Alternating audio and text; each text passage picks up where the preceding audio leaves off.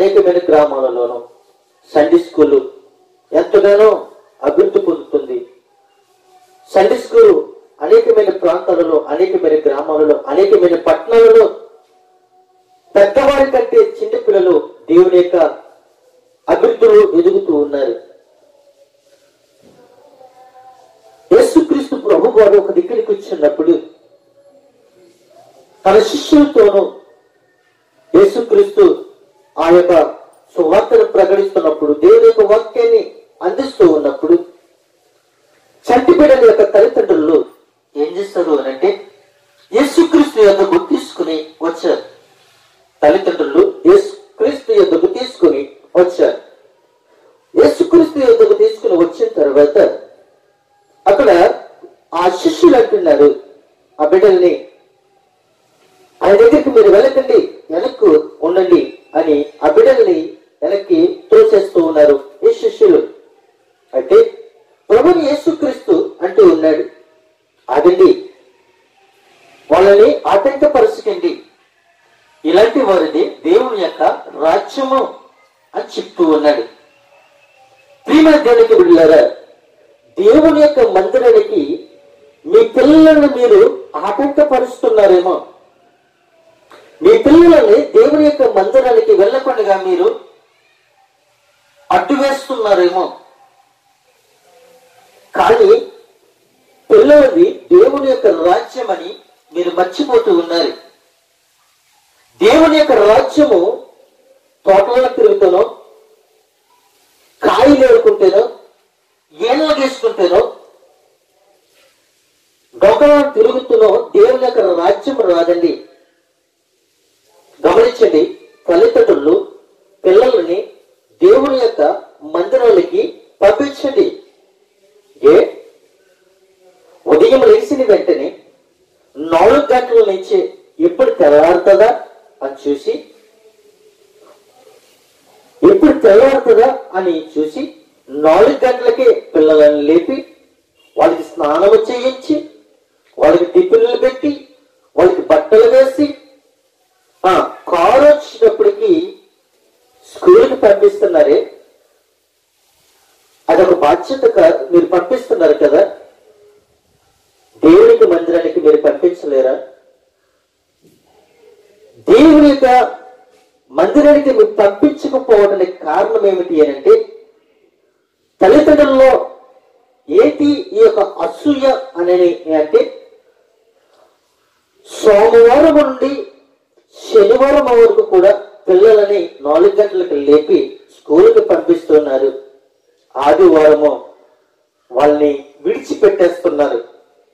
ఆదివారం విడిచిపెట్టేస్తే వాళ్ళు ఎక్కడికి వెళ్తున్నారు మీరు గమనిస్తూ ఉన్నారా?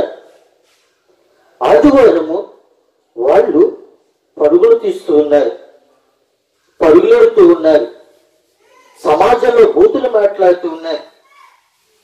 సమాజంలో వాళ్ళు చేస్తున్న అలవాట్లన్నీ కూడా వీళ్ళు నేర్చుకుంటూ ఉన్నారు.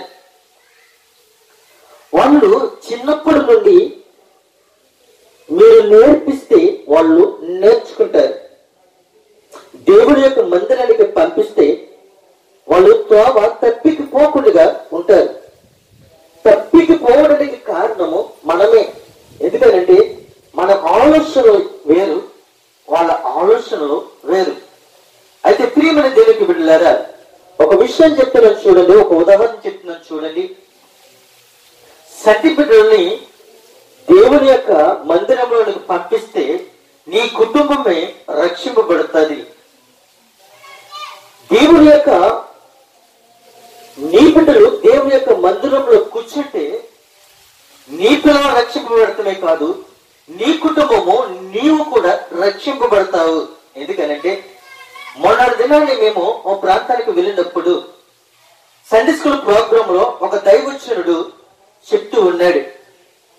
ఆయన ఇంచుమించులు చాలా సండే స్కూల్ ప్రాంతంలో ఆయన ప్రకటించిన మరి సువార్తను ప్రకటించినప్పుడు, ఆ బిడ్డల్ని సంరక్షించినప్పుడు ఒక విషయము, ఒక సందర్భము జరిగిందంటే అక్కడ ఏంటి అనంటే, వాళ్ళు దేవుణ్ణి నమ్ముకోలేని వ్యక్తులు.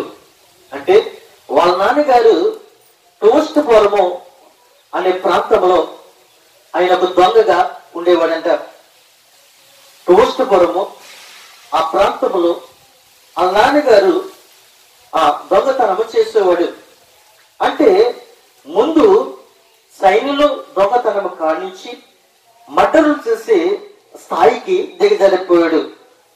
అయితే చిన్న స్థాయిలో నుండి పెద్ద స్థాయిలోనికి ఏమయ్యాడు అంటే చాలా హంతకుడు అయిపోయాడు. అయితే అతనికి ఏకైక కుమార్తె 6 సంవత్సరాల్లో నిండిన కుమార్తె. తన తండ్రిని చూసి భయపడేది ఆ కుమార్తె. తన తండ్రితో మాట్లాడాలి అంటే భయపడేది. అయితే తండ్రి కుమార్తె కాబట్టి ప్రేమగా చూసుకునేవాడు. అయితే తండ్రిని చూసి ఈమె చాలా భయపడిపోతూ ఉండేది. అయితే ఒక రోజుని దైవచనుడి యొక్క కుమార్తె సండే స్కూల్ చెప్తూ ఉన్నప్పుడు, వీళ్ళందరినీ కూడా చెప్తూ ఉన్నప్పుడు ఏం చేసింది అంటే ఆ బిస్కెట్లు పంచిపెట్టినప్పుడు మాత్రమే వెళ్ళి ఆ బిస్కెట్లు చాక్లెట్లు తీసుకొని ఇంటికి వెళ్ళిపోయేదంట. అయితే ఒక రోజుని మరి బాగా దేవుడి యొక్క వాక్యం ప్రకటించడానికి ఒక దైవజనుడు ఆ పిల్లలకు చెప్పడానికి దూర ప్రాంతం నుండి కొన్ని అనగా బిస్కెట్లు చాక్లెట్లు పట్టుకుని వెళ్ళాడంట. వెళ్ళిన తర్వాత నుండి లాస్ట్ లో వచ్చి ఆ యొక్క దేవుడి నమ్మకం లేదు, ఆ అమ్మాయి దేవునికి సన్నిధికి వచ్చేది కాదు, కానీ చాక్లెట్లకి బిస్కెట్లకి వచ్చేదంట. అయితే ఒక రోజుని దైవజనుడు చాక్లెట్లు బిస్కెట్లు పట్టుకుని వెళ్ళిన తర్వాత ఆ అమ్మాయి ఎప్పుడైతే ఈ దైవజనుడు ఆ యొక్క ప్రాంతానికి వెళ్ళిన తర్వాత వెంటనే ఏం చేసింది అంటే పరిగెత్తుకొని ఆ దైవజనుడి దగ్గరికి వచ్చి నుంచుని చూస్తూ ఉన్నదంట. ఎప్పుడైతే చూస్తూ ఉన్నదో ఆ దైవజనులందరినీ కూడా ఏం చేశాడు అంటే ఆ సండే స్కూల్ ప్రోగ్రాము ప్రారంభం నుంచి లాస్ట్ వరకు కూడా ఆశీర్వాదించేంత వరకు కూడా విడిచిపెట్టకుండా ఉన్నప్పుడు ఒకే ఒక మాట ఆ దైవజనుడు అన్నాడంట, మన యేసయ్య రక్షకుడు, మన యేసుక్రీస్తు రక్షించేవాడు గాని శిక్షించేవాడు కాదు అని 4 సార్లు ఆ దైవజనుడు ఆ యొక్క కుమార్తె వినేలాగన చెప్పాడంట. అయితే మన యేసయ్య రక్షించేవాడు, మన యేసయ్య రక్షించేవాడు. అమ్మా మీరు కూడా ప్రార్థన చేయండి, ఎవరికైనా ఆపద ఉంటే ప్రార్థన చేయండి అని చెప్పి వాళ్ళందరినీ కూడా ఆ పిల్లలందరినీ కూడా ఏం చేశాడంటే మోకరించి ప్రార్థన ఎలా చేయండి అని చెప్పాడంట. యేసయ్యా యేసయ్యా యేసయ్యా నా కుటుంబాన్ని మీరు రక్షించండి, నా తల్లిదండ్రులని మీరు రక్షించండి, యేసయ్యా మా తండ్రిని రక్షించండి అని చెప్పినప్పుడు ఈ 3 మాటలు కూడా ఆ యొక్క కుమార్తె యొక్క హృదయంలో నాటుకుపోయింది. ఇంటికి వెళ్ళింది. ఆ నాన్నగారు ఇంట్లో ఉన్నాడు. ఆ నాన్నగారి మీద ఒక నేరం మోపబడి ఉన్నది. అక్కడ కొంతమంది దొంగలు ఏం చేస్తారు అని అంటే కొన్ని లక్షల రూపాయలు కన్నమేసి దొంగలించి వెళ్ళిపోయినప్పుడు వాళ్ళతో కూడా ఇతన్ని కూడా ఆ శిక్షా విధిలో విధించారు. అయితే ఇతను ఆ శిక్షా విధికి కాదు, ఎందుకంటే అతను ఆ దొంగతనం ఆ రోజుని చేయలేదు. అయినప్పటికీ కూడా ఇతను దొంగని ఏం చేస్తారంటే ముద్ర వేసి ఆ యొక్క జైల్లో ఆ కోర్టుకి సర్వీస్ చేస్తారు. ప్రియమైన దేవుని బిడ్డలారా, చేసినప్పుడు ఇతను కూర్చుని ఆ రాత్రంతా మనం కూడా పోలీసులు వస్తారేమో అని భయముతో ఆ రాత్రంతా మనం కూడా భయముతో వణుకుపోతూ నేను చెయ్యని తప్పుకి నేను శిక్ష అనుభవిస్తున్నాను, ఎప్పుడొస్తారో తెలీదు. అయితే నేను జైల్లోకి వెళ్ళిపోతే నా కుమార్తె ఏమైపోతుంది అని రాత్రంతా మనం కూడా ఆ మేల్కొని ఉన్నాడు. అర్ధరాత్రి వేళ ఆ 2 గంటల వేళ ఆ కుమార్తె నిద్రలో అంటూ ఉంది, యేసయ్యా యేసయ్యా నువ్వు రక్షిస్తావంట కదా, యేసయ్యా నువ్వు రక్షిస్తావంట కదా, నువ్వు రక్షించే దేవుడు అంట కదా అని ఆమె కలవరిల్లుతూ ఉందంట.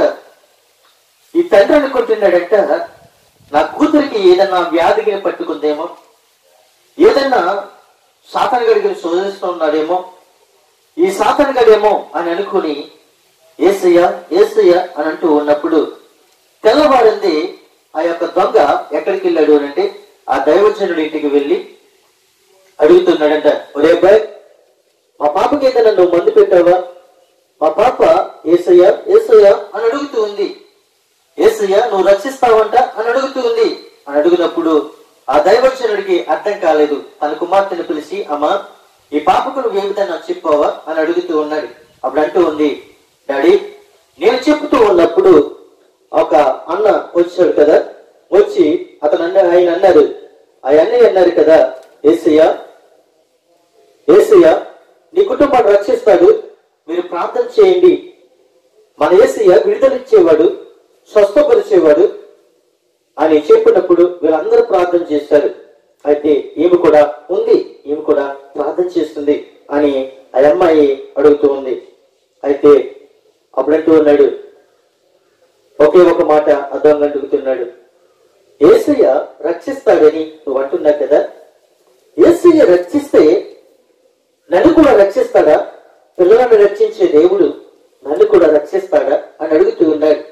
అప్పుడు ఆ పాస్టర్ గారు అంటున్నాడు, అయ్యా, పిల్లలను రక్షించే దేవుడు పెద్దవారిని రక్షిస్తాడు, పెద్దవారిని రక్షించే దేవుడు పిల్లల్ని రక్షిస్తాడు. ఎందుకని అంటే ఈ రోజుని నీకు ఏమిటి అని అడిగినప్పుడు, నేను చెయ్యని నేరానికి నన్ను జైల్లో పెట్టడము జరిగింది. నేను ఉదయాన్నే కోర్టులోనికి వెళ్ళి నిలబడాలి.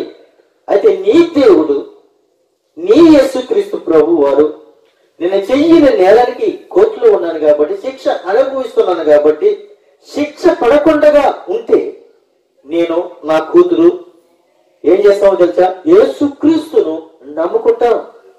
ఆ తీర్పుకి యథార్థంగా వచ్చినట్లయితే, తీర్పులో శిక్ష నా మీద పడినట్లయితే యేసుక్రీస్తు లేడు అని చెప్పాడు. అప్పుడు పాస్టర్ గారు అన్నాడు, అయ్యా, యేసుక్రీస్తు ఉన్నాడు, యేసుక్రీస్తు ఉన్నాడు.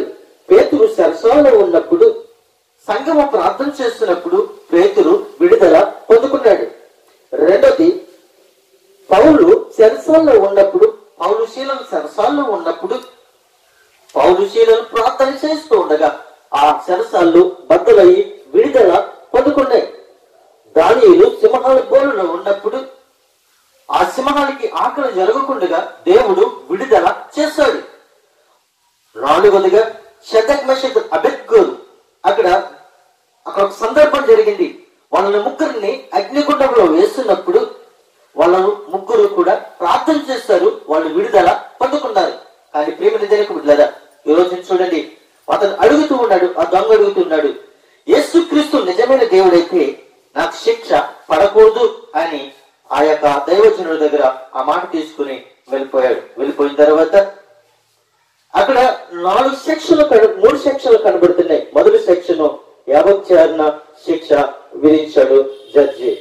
రెండోదిగా ఇంకొక శిక్ష ఏంటంటే 10,000 రూపాయల జుర్మానము రెండో వారికి వేసి వాళ్ళని జైలుకి పంపించారు. మూడో వ్యక్తికి ఇతను ఏ పాపము చేయలేదు, ఇతను ఏ దోషము చేయలేదు, ఇతనిలో ఎటువంటి ఆరోపాలు అనగా సాక్ష్యాలు లేనంత ఇతని మీద ఏ సాక్ష్యము లేదు కాబట్టి, ఇతను చేశాడు అన్న సాక్ష్యాలు లేవు కాబట్టి ఇతను నేను విడుదల చేస్తూ ఉన్నాను అని ఆ జడ్జి ఆ వ్యక్తిని విడుదల చేశాడు. పరుగుల్ని ఆ దైవజనుడి దగ్గరికి వచ్చాడు, అయ్యా, మీ దేవుడు మంచి దేవుడు, మీ దేవుడు మంచి దేవుడు, మీ దేవుడు విడుదల కలిగే దేవుడు. బంధింపబడి ఉన్న నాకు విడుదలనిచ్చాడు. ఈ రోజు నుంచి యేసుక్రీస్తును నేను సొంత రక్షకుడిగా అంగీకరించాను అని ఆ దొంగ దేవుని యొక్క సాక్ష్యము, దైవజనుడి దగ్గర సాక్ష్యము చెప్పుకున్నాడు. ప్రియమైన దేవుని బిడ్డలారా, నీ బిడ్డల్ని సండే స్కూల్కి మానిపిస్తూ ఉన్నావేమో, మానిపిస్తే నీ కుటుంబానికే అది శిక్ష. సండే స్కూల్ పంపించినట్లయితే నీ కుటుంబము రక్షింపబడుతుంది. ఆ సండే స్కూల్ బిడ్డల వల్ల నీ కుటుంబము ఆశీర్వాదము పొందుకుంటుంది. ఇలాంటి వారిదే దేవుని యొక్క రాజ్యము అని మనం ఆశ కలిగి ఉండాలి. అదే అందుకే అన్నాడు ప్రియమైన మనము ఇంత గొప్ప రక్షణను నిర్లక్ష్యము చేసిన ఎలా తప్పించుకుందామో దేవుని యొక్క గొప్ప రక్షణ మనం ఎప్పుడైతే తప్పించుకుంటామో చూడండి ప్రేమ, దేవుని యొక్క రక్షణని మనము తప్పించుకుంటే మనం ఏమైపోతామో, రక్షణ వాక్యము లేకపోతే మనం ఏమైపోతామో ఒకసారి మరి గమనించండి. గలతీయులకు రాసిన పత్రిక 3:11 మనం చూసినట్లయితే, నీతిమంతుడు విశ్వాసము మూలంగా జీవించను. నీతిమంతుడు విశ్వాసము మూలంగా జీవించను. ధర్మశాస్త్రము చేత ఎవడునో దేవుని ఎదుట నీతిమంతుడు తీర్చబడడు. చూడండి ప్రేమికు బిడ్డలారా, ధర్మశాస్త్రము చేత ఎవడును దేవుని ఎదుట నీతిమంతుడని తీర్చబడడు. కానీ ఏది నీతిమంతుడని నిన్ను తీర్చిదిద్దుతుంది అనంటే, నీతిమంతుడు విశ్వాసము మూలంగా జీవిస్తాడు. నువ్వు నీతిమంతుడిగా జీవించు, యథార్థంగా మీరు జీవించు, నమ్మకంగా నువ్వు జీవించినట్లయితే నువ్వెక్కడుంటావు తెలుసా? ధర్మశాస్త్రము కింద నువ్వు ఉండవు, కృప కింద నువ్వు ఉంటావు. ధర్మశాస్త్రము ఏం చేస్తుందంటే కృపలోకి నిన్ను తీసుకుని పోకుండా చేస్తుంది. ధర్మశాస్త్రము అనుసరించిన నడిచిన వ్యక్తి ఈ లోకంలో ఎవరూ లేదు. ధర్మశాస్త్రాన్ని నెరవేర్చిన వ్యక్తి ప్రభువైన యేసుక్రీస్తే. ఈ రోజు నువ్వు ధర్మశాస్త్రం కింద ఉన్నావు, కృప కింద ఉన్నావు, ఒక్కసారి నీకు నీవే పరిశీలించుకోమని ప్రభు సెలవిస్తూ ఉన్నాడు. అదే హెబ్రీయులకు రాసిన పత్రిక 10:38 మనం చూసినట్లయితే, నా ఎదుట నీతిమంతుడైన వాడు విశ్వాసము మూలముగా జీవిస్తాడు అని చెప్తున్నాడు. నా ఎదుట, ఎవరెదుటండి? దేవుని ఎదుట నీతిమంతుడైన వాడు విశ్వాసం మూలంగా జీవిస్తాడు. దేవుని ఎదుటగానే నువ్వు విశ్వాసంగా జీవించాలి. కానీ దేవుని ఎదుట నువ్వు నీతిమంతుడిగా జీవిస్తేనే నువ్వు జీవిస్తావు. కానీ దేవుని ఎదుట నువ్వు అపనమ్మకంగా నువ్వు జీవించినట్లయితే నీ జీవితం వ్యర్థమని ప్రభు సెలవిస్తూ ఉన్నాడు. ప్రియమైన దేవుని బిడ్డలారా, చూడండి, కొన్ని విషయాలు మనం చూస్తాం. మొదటిది, నీతిమంతుడు విశ్వాసము మూలంగా జీవించును. రెండోది, కుమారుని యందు విశ్వాసముంచు వాడే నిత్య జీవము గలవాడు. మూడు, ఇంత గొప్ప రక్షణ నిర్లక్ష్యము చేసిన ఎడల ఎలాగో మనము తప్పించుకుందాము. ప్రియమైన దేవుని బిడ్డలారా, నాలుగు, నీతిమంతుడు విశ్వాసము మూలంగా జీవించును. దేవుని యొక్క నీతిమంతుడిని తీర్చబడిన వాడే అని చెప్తూ ఉన్నాడు. ఐదు, దేవుని ఎదుట నీతిమంతుడైన వాడు విశ్వాసము మూలముగా జీవించును అని ఇక్కడ 5 విషయాలు మనం ఈ రోజుని మనం నేర్చుకున్నాం. విశ్వాసము లేకుండా దేవుడు ఇష్టుడికి ఉండుట అసాధ్యము. ఒకడు నీటి మూలముగా, ఆత్మ మూలముగా జన్మిస్తేనే గాని వాడు పరలోక రాజ్యము చేరడు. పెద్దవాడైన తర్వాత నువ్వేం చేస్తావో నీకు తెలియదు. కానీ నీవు చిన్నప్పటి నుండి దేవునిలో ఎదిగితే నీవులోని ఇంటి వారిని నువ్వు రక్షించుకుంటావు. ఇలాంటి వారిది దేవుని యొక్క రాజ్యము. వీళ్ళని ఆటంకపరచకండి ప్రభు సెలవిచ్చాడు. అందు నిమిత్తము ప్రియమైన దేవుని బిడ్డలారా, మనమందరము కూడా దేవుని యొక్క బిడ్డలమై ఉన్నాము, దేవుని యొక్క కుమారులమై ఉన్నాము, దేవుని యొక్క కుమార్తెలమై ఉన్నాము. మనమందరము కూడా దేవుని ప్రజలమై ఉన్నాం. మనమందరము కూడా దేవుని యొక్క సొత్తై ఉన్నాం. అందు నిమిత్తము ఈ మాటలు యూట్యూబ్ లో వింటున్న బిడ్డలు, ఫేస్బుక్ లో వింటున్న బిడ్డలు, ఇన్స్టాగ్రామ్ లో వింటున్న బిడ్డలు, వాట్సాప్ లో వింటున్న బిడ్డలందరికీ కూడా నా యొక్క విన్నపము, ప్రియమైన దేవుని బిడ్డలారా, నా శక్తితో కాదు, నా బలముతో కాదు, నేను ప్రకటించేది నా క్రీస్తు కొరకే నేను ప్రకటిస్తూ ఉన్నాను. మనమందరము కూడా అనేక మందికి దేవుని యొక్క వాక్యాన్ని అందించి దేవుని యొక్క రాజ్యానికి మనం అందరము కూడా వారసులు కావాలని ఎవరైనా కొత్తగా మా యొక్క ఛానల్ చూస్తూ ఉంటే సబ్స్క్రైబ్ చేసుకోండి, అనేక మందికి షేర్ చేయండి. అనేక మందికి మనము దేవుని యొక్క సువార్తను ప్రకటించవలసిన వారమై ఉన్నాం. ప్రియమైన దేవునికి బిడ్డలారా, నేను చేసేది నా కొరకు కాదు, లోకములో ఉన్న సంటి బిడ్డల మొదలుకొని వృద్ధాపంలో ఉన్న ప్రతి ఒక్క బిడ్డలకి దేవుని యొక్క వాక్యాన్ని నేను ప్రకటించాలని. మన దేశంలో 8 కోట్ల మందికి ప్రజలు ఉంటే 5 కోట్ల మందికి దేవుని యొక్క సువార్త అందింది, కానీ ఇంకా 3 కోట్ల మందికి దేవుని యొక్క సువార్త అందవలసి ఉన్నది. అయితే మనమందరము కూడా దేవుని చిత్తమై ఉంటే ప్రభంటూ ఉన్నారు, మీరు సర్వలోకమునకు వెళ్ళి సర్వ సృష్టికి సువార్తను ప్రకటించండి అని చెప్తూ ఉన్నాడు. అందునిమిత్తము మనమందరము కూడా దేవుని యొక్క రాజ్యాన్ని కట్టాలి అని అంటే మనమందరము కూడా దేవుని యొక్క పని మనము చేయాలి. పని మనము చేస్తే ఫలితము మనము పొందుకుంటాం. పనికి పాత్రుడు జీతానికి పాత్రుడు. పని చేసిన వాడు జీతం లేకుండా ఉండడు. అయితే నా దేవుని యొక్క తోటలో నేను ఒక పనివాడిగా ఉన్నాను, నా దేవుని పని నేను చేస్తూ ఉన్నాను. నాతో కూడా మీరు చేతులు కలుపుతారా? నాతో కూడా మీరు నా యొక్క సహవాసంలో గడపాలని నేను కోరుకుంటూ ఉన్నాను. మనమందరము కూడా కలిస్తేనే దేవుని యొక్క పని చేయగలం. ఒక ఉదాహరణ, చెయ్య కలిస్తేనే అది శబ్దం వస్తుంది, చెయ్య విడిపోతే అది శబ్దము రాదు. ప్రియమైన దేవుని బిడ్డలారా, మనం బ్రతికినంత కాలము కూడా సాతానుగాడు నీ కుమారుని వేధించవచ్చు, నీ కుమార్తెను వేధించవచ్చు, నీ తల్లిని వేధించవచ్చు, నీ తండ్రిని వేధించవచ్చు, నీ భార్యను వేధించవచ్చు, నీ భర్తను వేధించవచ్చు. సాతానుగా వేధించడానికి మాత్రమే ఉన్నాడు, కానీ సాతానుగాని జయించడానికి మనము యేసుక్రీస్తును మనము ఎత్తుపట్టుకోవాలి. యుగ సమాప్తి వరకు నేను మీతో సదాకాలము ఉంటాను అని ప్రభు వాగ్దానం చేశాడు. ఆయన వాగ్దానము నమ్మదగినది.